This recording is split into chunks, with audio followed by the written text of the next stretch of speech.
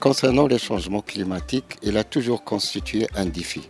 Il nous a fallu 20 ans pour qu'on se mette d'accord sur la façon dont on peut répondre à ce défi. Et c'est l'accord de Paris qui a permis de mettre d'accord tous les pays du monde pour qu'on puisse avoir un vrai plan d'action pour la lutte contre le réchauffement climatique. La COP 22 à Marrakech était une étape également historique parce qu'il a permis d'intégrer, de responsabiliser les acteurs non étatiques dans la lutte contre le réchauffement climatique. La COP 24 à Varsovie était également un jalon important parce qu'il a permis de mettre les règles pour la mise en œuvre de l'accord de Paris. Donc tout ce processus-là, il est très bon, mais il y a également un aspect qui est très important, qui a été évoqué par la communauté scientifique, et notamment le GIEC, qui a alerté le monde comme quoi nous sommes dans l'urgence climatique et que toutes les contributions qui ont été faites jusqu'à maintenant ne permettent pas de répondre à l'accord de Paris.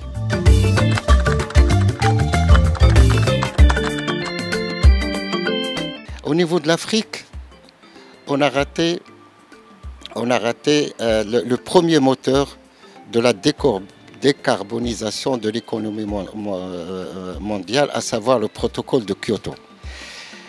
L'investissement financier qui a été drainé en Afrique, il représente 2 à 3%, alors que la part de Lyon, elle était au niveau de l'autre partie du monde, telle que l'Asie et l'Amérique centrale et l'Amérique du Sud.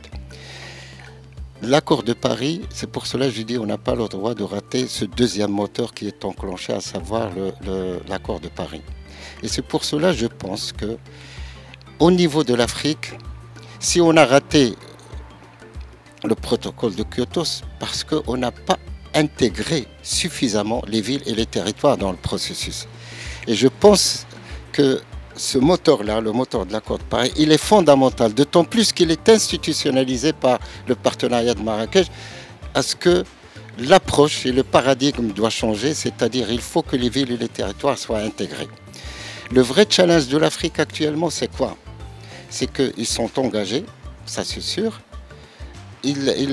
pour décarboner, pour assurer une transition climatique, il faut à l'Afrique 4 000 milliards de dollars.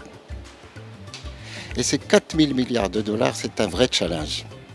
C'est pour ce faire, ils ont fait des priorités. En Afrique, il y a les priorités, elles sont très très claires. C'est l'adaptation, c'est la transition hydrique, c'est la gestion des déchets, c'est la transition énergétique également. Donc c'est les forêts. Donc il y a toute une prioritisation qui a été faite au niveau de l'Afrique.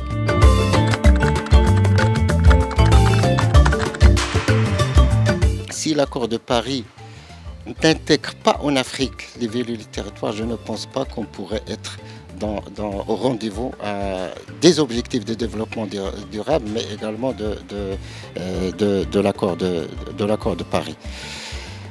Pourquoi j'insiste sur les villes et les territoires? Tout simplement parce qu'ils représentent 60 à 70% des émissions de gaz à effet de serre.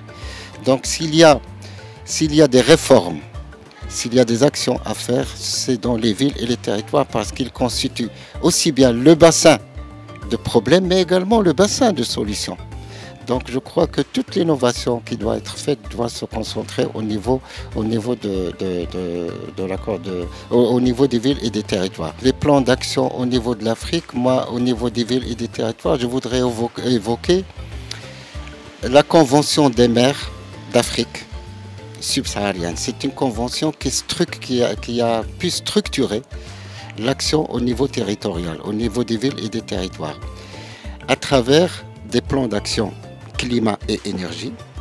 Ces plans de climat et énergie, il est fondamental actuellement qu'ils soient alignés et intégrés dans le processus d'engagement au niveau national pour qu'on puisse être au rendez-vous de l'accord de Paris et pour que l'Afrique puisse bénéficier de cette transition économique qui est juste un plan Marshall parce que nous sommes en train de décarboner l'économie mondiale. Il faut que l'Afrique soit au cœur de cette décarbonisation mondiale.